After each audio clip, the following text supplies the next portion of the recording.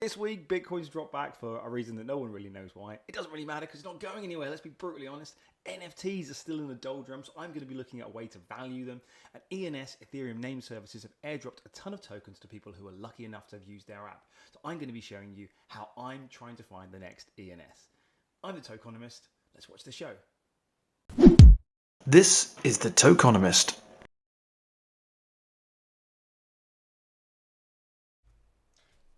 Hey, what's happening? It's Tokenomist. It's been a minute. So I thought I'd come back. I'm going to break this video up into probably about two parts today. I'm going to talk about what's going on with the NFT drop, the Gweimlins. I'm going to talk about that in the second half. I'm going to answer some common questions I'm probably going to get. And I'm just going to go through what my thinking behind it all is, and really just to give you an update of where I am with it at the moment. And I want to try and do these, as I said, fairly regularly. It's part of my sort of transparency and everything that I do anyway. And well, anyway, here we go. So let's just catch up with the markets. Today we've seen things like the FTSE, Dow Jones has opened up just a touch, and so FTSE is probably getting back to par, getting back to the green zone. It's down a touch today, but you look across the markets, although we've had a bit of a wobble this week where we've seen there's the Evergrande fears or Evergrande fears that they'd gone into default. Technically they had, but they had actually already had the money paid, so they're back okay for another month, another lifeline. But that caused the market to sell off. People got liquidated, hoping perhaps to make a big flip or a big return on the CPI data, and we've just been a bit sort of choppy really. Nothing is a great deal, but you look at something like Bitcoin, we're at 63, 64,000. The NFT based coins are still doing pretty well. You've got, I think, Sand back up to about 250, 260. Engine coin, which actually I increased my position. I've got a lot of Phantom. I announced that a few weeks ago. I bought some Phantom. Phantom's gone up sort of 2.5, threefold in that time, and I've been buying bits of Engine come off with this kind of chop, so I bought back into Engine, took some profits in Phantom. It's actually quite a good opportunity really just to try and sort things out. I jumped across into Immutable X because that had sold off after its initial kind of big pump. I thought that was quite a good bit of timing, and that's the market. Nothing major is happening. We're still seeing the NFTs on the Ethereum chain getting smashed to bits. I've got a friend of mine actually, and I'm going to talk today. What I'm going to talk about is the ENS, the Ethereum name service airdrop, which you'd have all seen probably in the sort of crypto Twitter sphere, and what is going to be the next possible shouts. We've got people talking about things like Metamask. There's probably some other ones that maybe you haven't thought about. I'm going to talk about those for you today as well. Got my trusty notes here as well. I'm also going to go through one metric that I think you should consider when it comes to valuing NFTs in terms of fundamental valuation of one aspect of them. I'm going to get to that in a bit. So, but yeah, I suppose let's just quickly go back onto the NFT. So I've got a friend of mine who is he's heard what's going on with the Ethereum name service, and he goes, "Oh yeah, is MetaMask gonna do an airdrop?" There's a few people been talking about that on YouTube, and we were talking about how best to play it. So these airdrops tend to come out of pretty much nowhere, where you become eligible for an amount of tokens, an amount of coins from a hopefully decentralizing business or project, and they give it out to the community because it essentially builds a bit of liquidity. Very quickly, why they do these airdrops? Let's just cover this before I go on to my story with my mate in a second. Why do they do these airdrops? Now, if you are a business and you are trying to raise corporate finance or venture capital, venture finance, or whatever you want to call it, or seed money, you have to pay quite a big finder's fee. You also have to pay an awful lot of money in terms of preparing your business for different levels of regulatory, paperwork and bureaucracy, as you might call it. If you're going to go onto a public market and you're going to be security, you've got higher bars of sort of levels of efficacy of your paperwork. It becomes very expensive. If you raise £100, you don't have £100 or $100 to invest in your business. You'll get quite a haircut on that. The riskier your project is, the more gets paid out into corporate finance fees or fundraising fees. That's my background in the past, which is how I got myself in trouble. But you don't get bang on what you fundraise. So one way you can do it, and you can do it quicker, is if you say, right, my project, let's imagine I own Monster. So I own this trusty can of Monsters always to the side. Let's imagine I own Monster Company. What are they called? Oh, they're called the Monster Energy Company, MEC. So let's imagine I own MEC coin, and I own 1 million of the coins. Let's say I own 1 million of the coins, and this is my company, right? So I want to raise some money. How am I going to do this? So I put my paperwork together. I give ourselves a rough valuation based on total addressable market or or maybe how much it costs to do what we've done, or maybe a multiple of revenue or a multiple of sales or profits, or however you want to work it out. You need to get a couple of market makers on board. So you probably need something like SushiSwap on board, so price a token. And I'm no expert in exactly the sort of fundamentals of this. I can just look at it and go, this is what they're doing. So they go, right, we want to raise some capital. So what we're going to do is every single person who's ever connected their Metamask wallet to monsterenergy.com, I'm not sponsored by them, and if they are, no one's going to watch it anyway, no one's even going to see it. So let's imagine you connect your wallet to buy Monster online. They've got their details, so they've got that in their system. Every single person who's ever connected their wallet is going to get an amount of, let's say, 10% of our coins. So they've got $1 million, they're going to keep 900,000 in their treasury, in their holding, or else I keep smashing the screen. I've got to stop doing that because it's going to make you sick.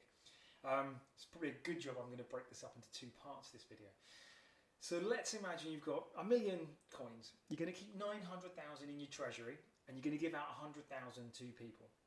So you give them to all different people. You distribute them around, and you maybe you set a price, or you speak to people like CoinMarketCap or SushiSwap or Uniswap or Gate.io, and maybe some of these platforms will bid for the right to make a market on your coin because they want to be first. If you've got a good buzz behind it, let's imagine I'm Metamask, for example. There's going to be a lot of platforms vying for that opportunity to list that coin. There's going to be others where you're going to be like Coinbase, they're not going to vie for it. Maybe, I don't know, maybe they will with Metamask, who knows? But it depends who you are.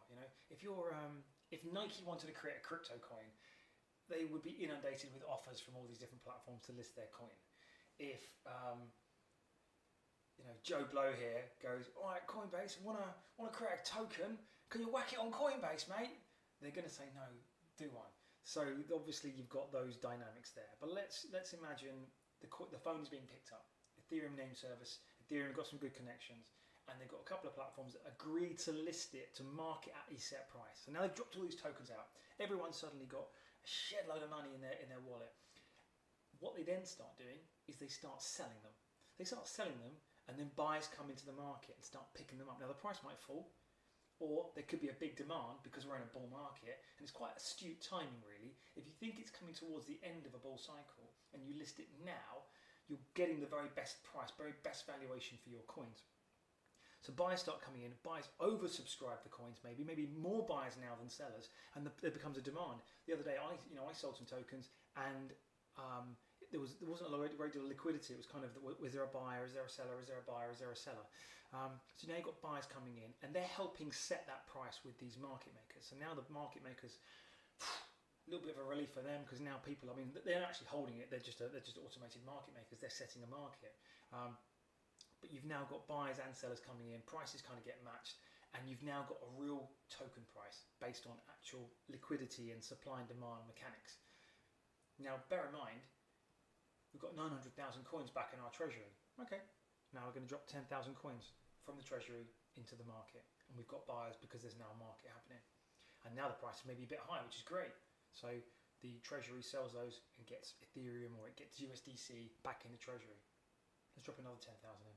Let's drop another 10,000 in. Let's drop another 10,000 in. By the end of the day, you could drop out 20% of your available coins. You've still got 800,000, so the treasury essentially still has 80%, or you still got 800,000 or 80% locked up. So an awful lot of the tokens are out there with the audience. Some of the founding team have got some tokens. Everyone's got some tokens.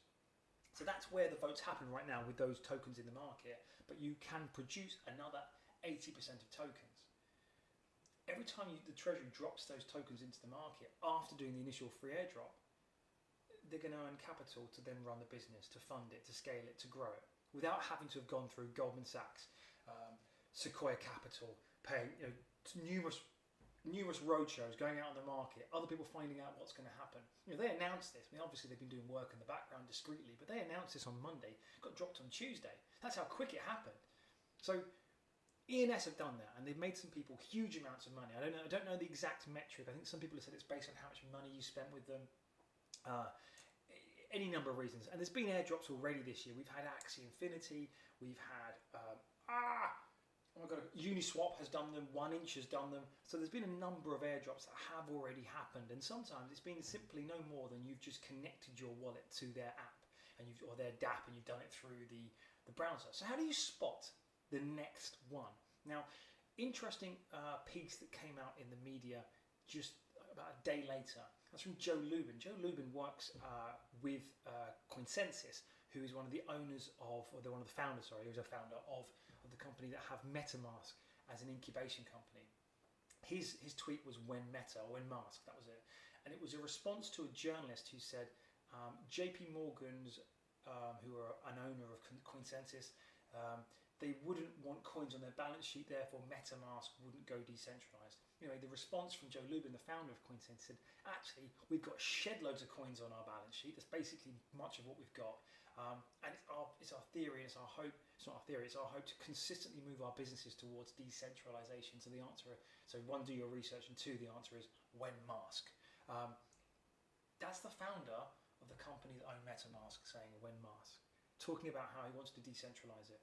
So you can pretty much bet your bottom dollar at some stage, maybe not maybe not this year, maybe in a year's time or 2 years' time, or maybe even next month, the next week, Metamask may drop a coin. Now, they're a big app. They're a big app. They've got a lot of people using them. Valuation is going to be huge, and so the airdrop could potentially be massive, or it could just be there's so many users. You may only get a couple of quid. So. Got a fresh haircut. Don't want to pop down to the barbers. So that could be exciting. It could be making people fortunes, or it could be making people nothing. Back in the 90s in the UK, we had a thing called carpet bagging, and that was where we have, I don't know if you've got the same in America, but in the UK we have building societies and banks. And most people in the UK, including people who've worked for them, had a building society account, or worked in finance, haven't got a fucking clue what the difference is.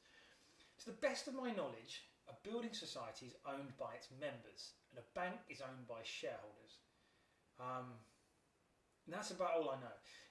Anyway, what happened was the building societies started going demutualized. So that means they became no longer a building society, and they became a bank. And in return for the fact that you're an owner, my cat's staring through the window, it's really off-putting. You can just literally just see it. You can't see it because it's on the camera behind you, but it's like the cat's just meowing at me.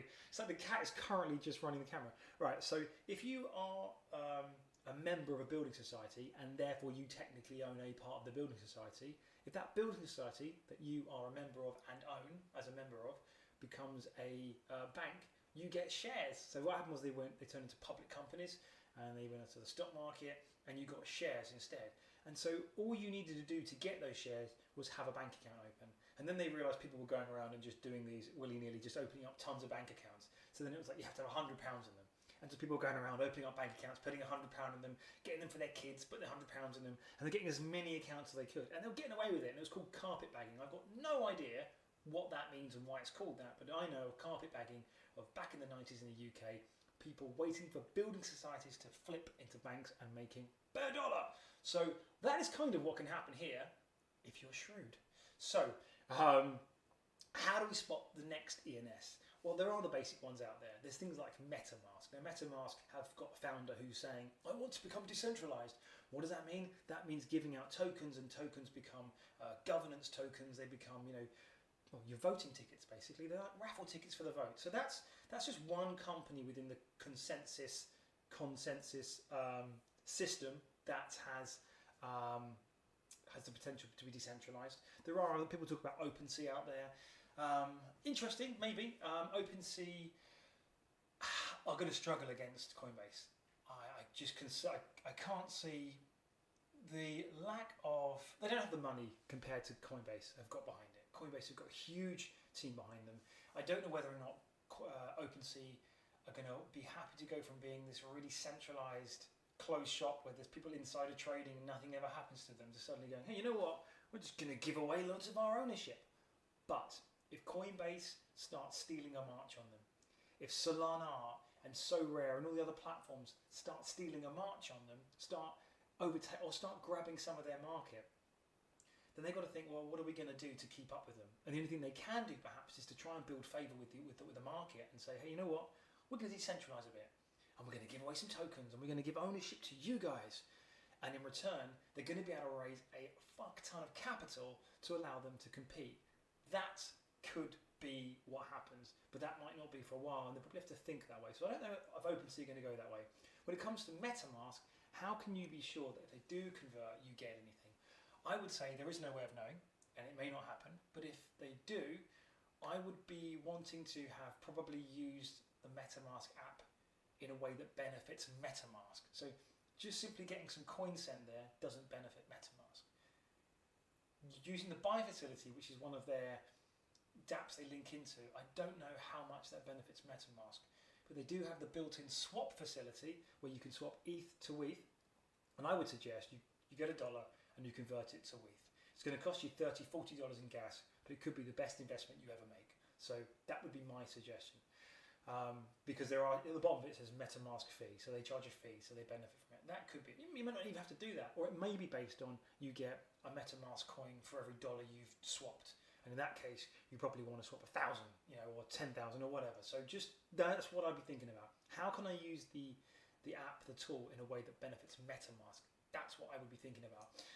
As for OpenSea, well, just buy a JPEG, I don't know if that's going to happen. Now, it's not just those two. I did have a look through the Trust Wallet app the other day and looking at, not Trust Wallet, they've already done coins. You can look through the browser and you can look at some of the apps on there. There are a few on there that haven't converted. But what I would suggest you do, and I've brought it up now, I'm going to bring the screen up actually. Let's see if the old screen can share. There I am. Let me just bring up my old internet. We are here. This is Consensus. This is the company that owns Metamask. And these are a few of their other products in their suite. Joe Lubin has said decentralizing their platforms isn't just something for Metamask, it's going to be for a lot of their applications. So have a look through this, because if the general consensus of Consensus is they want to decentralize these things, then any one of these projects here could end up becoming candidates for airdrops. Now, you may not use a lot of these. There's Metamask there. Quorum is a blockchain for business. That's pretty cool.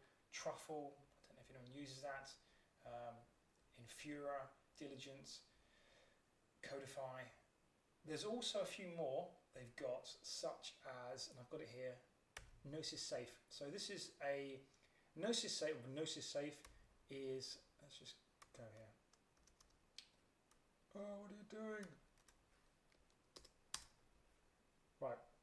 So this is a multi-sig wallet system for Ethereum, and I was looking at this myself because I found quite interesting the idea of having multiple signatures can sign off a treasury wallet. So if you have a multi-sig wallet, you could have it where there is a minimum spending amount that anyone who's a approved founder or dev can use to purchase things to run the business. But if it's over a certain amount, then maybe you need multiple signatures, including community leader signatures, for example, who approve them. And that's one of the things you can do with Gnosis or Gnosis Safe. It's like agnostic. Gnosis Safe.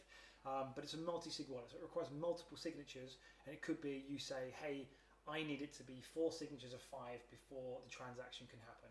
I need it to be 2 signatures of 5, 2 signatures of 100. There is no limit to how many signatories you can have sign up to it. I don't know where they are yet in terms of having people easily connect to it through like a Discord, and you can try and create a DAO that way. I'm not sure, but this is another project backed by Consensus. Set up a digital wallet, a digital safe, set up one with them. Maybe that is all you need to do. There's a small fee that gets charged to set one of these up. In doing so, you may become eligible for an airdrop if they ever go decentralized. And I think this is a pretty cool application, and we're going to see more of this happening in DAOs and businesses. For example, you're on a business in the UK. When you set up a company at the bank, for example, it'll say how many signatories, is there an amount that anyone can use without having to have a second signatory. This is kind of what it is. So this helps get blockchain ready for businesses. But again, very easy to set one of these up. You can just do one just for the carpet bag. But this is how you're going to find them. Have a look around for these projects, these dApps, these applications you use that don't have a token. And it's not just Ethereum. Let's look at. I'd be you get very caught in this mindset of just looking at Ethereum-based ones. Have a look at, for example, use Solana. Are there any Solana-based applications that you use that don't have a coin yet? Now, I use Solana Art. I use Phantom Wallet. I don't, and that's Phantom with a PH, not an F. It's not Phantom as in the coin. It's Phantom as in a different type of Phantom. that's a wallet for Solana. Now, off the top of my head, and I haven't checked, and I was meaning to check today, I don't know if they've got a coin. If they haven't got a coin, wicked, because I'd love it if they go decentralized. Who knows if they will? They may not. They may not need to, because Sam Bankman-Fried is just throwing money at all of these projects in the ecosystem. But if they do decentralize, that's pretty cool. So that's where I'll be looking around. Look at some of these really, developing projects that are that next level. You can look around on the bottom of the barrel and look at these tiny applications on tiny blockchains, but you're going to be a long way out. I'd be looking on things like Solana that are near the top of the chain that haven't yet tokenized. And there's going to be some big money there. There's going to be some massive money in there. So that's how you spot them. You never know when these things are going to happen. It can happen like that. So, and they can be planning and you just don't know. So try and use some of these applications before they've tokenized, particularly if you've seen them. Just bank your chances of winning. So that's how you find those. Anyway, I've been waffling too long. Right, valuation. I wanted to talk to you about one bit of data that I found quite interesting when I was doing some research in my own normal day-to-day work. I obviously work in e-commerce, and it's this. So, in the UK in 2021, Brits, for example, and I use British data because it's just easy for me to find. In the UK, we're going to spend about £132 billion online. I'm going to talk to you about one way of valuing NFT communities. I always think, the network effect, the value of a community. Well, what are other ways to value an NFT? So I wanted to point out one way you could value an NFT based on eyeballs, really, and how almost, if you're advertising in any sphere, there tends to be a price for attention. So you pay a certain amount to have X number of impressions. It almost doesn't matter sometimes where the advert is being cited. If you're using Google, you'll just be charged for the impressions. Facebook's very similar as well. There's kind of the algorithm will work it out. There'll be other things where demand comes into it, but generally you're being charged for impressions. Now, impressions being eyeballs. If those impressions and those eyeballs relate to very specific, very niche audiences that are otherwise quite hard to get hold of, are very specific. So, for example, let's think of an NFT audience. Let's imagine crypto dads. Now, within the crypto dads community, there is a lot of men and women, and those people perhaps in the early days who were more drawn to it were either drawn to the idea there's going to be crypto mums soon or crypto toddlers. But there's something very mid-30s, late 30s about it, 40s. It's something very, I would imagine there is a disproportionately high number of actual crypto dads in the crypto dads community. Why? Well, because it's branded towards them. There's going to be lots of people who aren't dads. There's going to be lots of people who aren't, haven't got a child, aren't a mum either. But there's probably going to be more likely to be more crypto dads in the crypto dads community than other ones. It's a very laser targeted niche almost. Someone came up with a very strong idea a couple of weeks back, actually it was a couple of months back now, talking about how it would be really smart if brands like Big Green Egg, who do the garden barbecues, paired up. Now, someone like the Big Green Egg, what is the value to them for an eyeball? Just a generic eyeball to look on their advert. What's the value for them for a generic eyeball of, let's say, a man who barbecues? It's going to be more expensive because it's more niche down. To get 10,000 people who own barbecues, normally you'd probably have to be in front of 1 million people, 10 million people. If you've already got to the finished article, the value of those impressions are naturally going to be more expensive because you've done all the other work to get there. So I wanted to look at a way of valuing an audience. And here's something to look at. So here's some numbers, right? So you can see here, this is a major, stats are pulled from things like Statista, but this is just one figure. So 2021, in the UK, Brits are going to spend £130 billion online, okay? And that's just online, doesn't even include offline. So let's say £132 billion online in the UK. And we're still not there, by the way. There's still a lot of shopping that happens offline. Doesn't make up the most of the mass of shopping still. There's still the mass of the shopping is still offline. So at the moment, 130 billion. That number is going to grow, but let's just imagine for the purposes of this debate, it's not going to grow. It's going to stay the same. 130 billion, right? And let's say to make it easier, and there's probably 70 million, but there's 60 million people in the UK, right? So let's just pull up my calculator. Let's just go to make sure you can see my screen with my calculator. Where's my calculator? I'm just going to try and find it. Here we go. Right. Let's transition the screen. I can see my cat climbing over the wall outside. Right. I've already done the work already. But here we go. So you can see at the top, you can see here, I don't know if you can see it, 130 billion I put in there, and I've divided that by 60 million. Now that comes to a figure of 2,166. Now, as you can imagine, there aren't 60 million people doing online shopping. There's a lot of kids. So let's, how many kids have we got, do you reckon? Do you know what?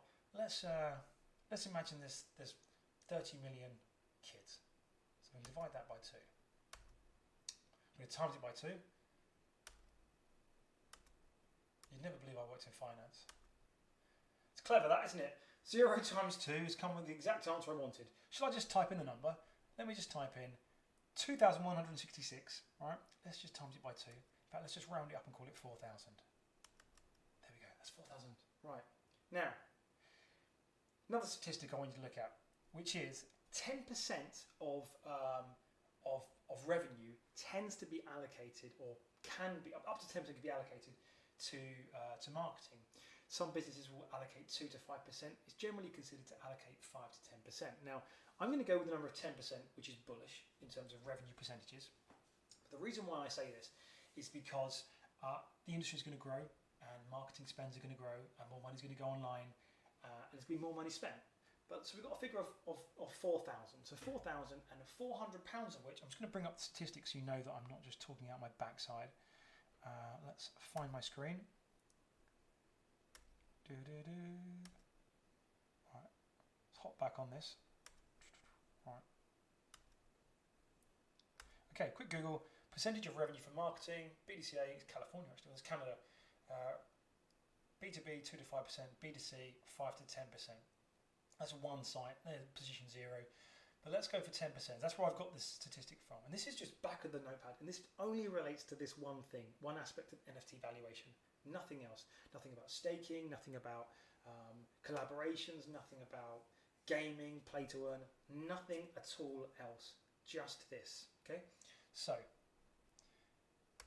if, hang on, let's get my screen back again. Let's get that back. Right, we're back to my calculator now. So, if a human being in the UK, for example, spends £4,000 per year, the marketing budget for that £4,000 spend for every single person in the community is £400. It's £400. $550 or whatever it was. £400.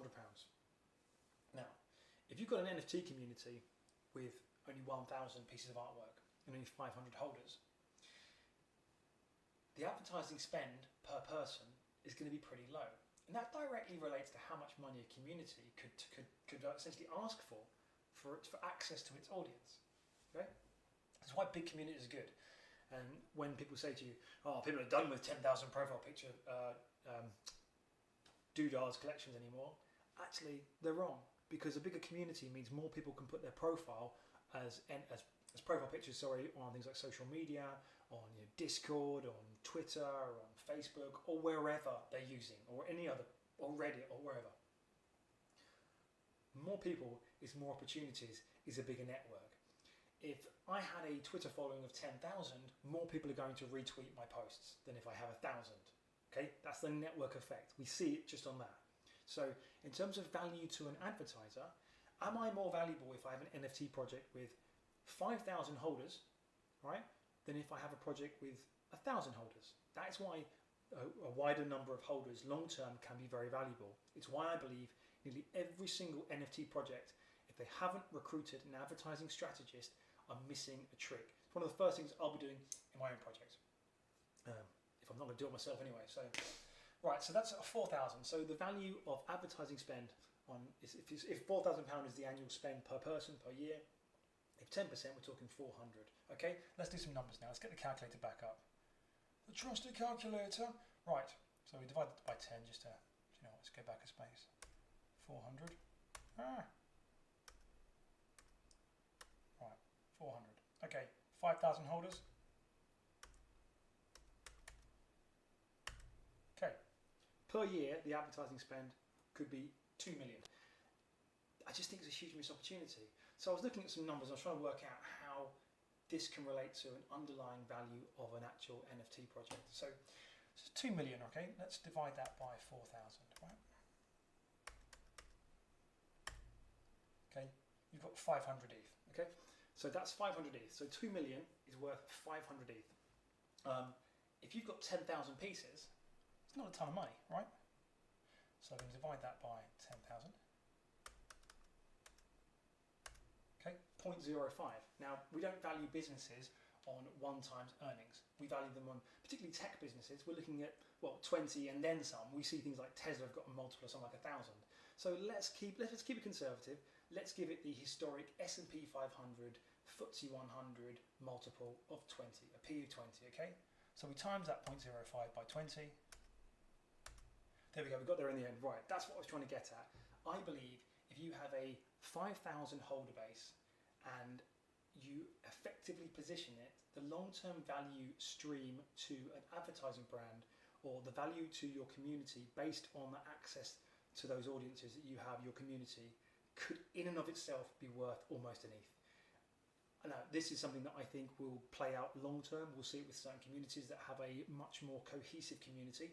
If your community is full of people who come on there and go, win reveal, oh, devs have they given up, have they left? Well, then that's not going to be worth that. But those communities that stick around a long time, that build things, that invest in the community, that invest in fan casts, that invest in YouTube channels and magazines and merch line where the money comes back in the pot and reinvests and goes out there and does outreach and proper collaborations, there is a fundamental, inherent, underlying value of an engaged, like-minded demographic audience. So apologies, I struggled with that a little bit because I'd come up with these figures about a week and a half ago, and then I haven't done it. I haven't done the video, but that is that's the numbers in a nutshell.